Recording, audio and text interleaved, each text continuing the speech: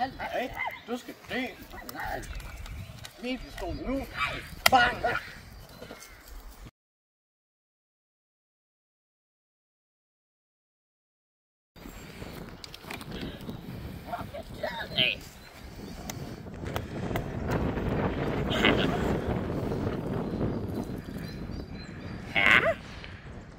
Kommer du? Okay. Dødsboksen.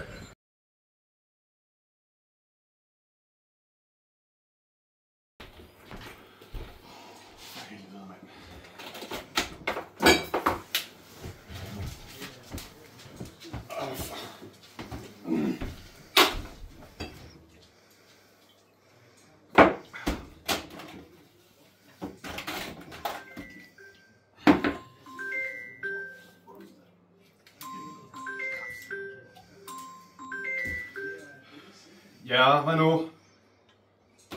Hvad? Nu prøver jeg skal ikke tid til at pisse der. Nej. Okay så. Nu igen. Dør kraften hele tiden, mand. Der er ikke plads til alle de døde.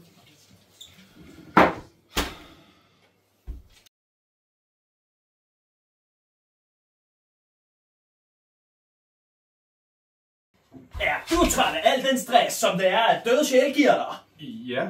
Så skal du bruge dødsboks. Dødsboks. Hvad kan den? Jeg er så glad for, at du spurgte. Den giver dig mulighed for at give fortabte sjæle en høflig selvbetjening. En til at komme videre til det dejlige efterliv. Hvad de simpelthen skal gøre er, de tager bare en seddel. Skriver det så navn her, sætter ned i kassen. Og så går deres sjæl videre til et dejligt efterliv. Helt uden, at du skal bekymre dig, og du kan fokusere på dit gode, kedelige arbejde. Det bortset fra det kedelige arbejde. Det lyder fedt. Hvor får den henne? Du kan få den lige her for 22 guldmønter. 22 guldmønter. Fedt, mand. Værsgo. Tag. Nu er den min. Midtjyllands Rollespilsforening kan ikke garantere, at døden sender dig hverken op eller ned. Når du skriver dit navn og lægger det i kassen, er der ingen garanti for at få gevinsten. Døden er ikke en kur, og efter du kommer ud igen, vil du stadig kun have et KP samt en ødelagt rustning, der skal repareres af en smed. Du kan risikere at have det morsomt i forbindelse med live-rollespil. Vi fraråder at bruge method acting i forbindelse med live-rollespil, da rigtige våben kan forårsage varige skade på folk. Dødsboksen skal ses som et alternativ til almindelig død og er ikke permanent. 3, 2, 1. Er du stresset over den store mængde af døde sjæle, som du skal have igennem? Ja. Lad dem komme til dig med den nye dødsboks! Dødsboks! Hvad kan den? Er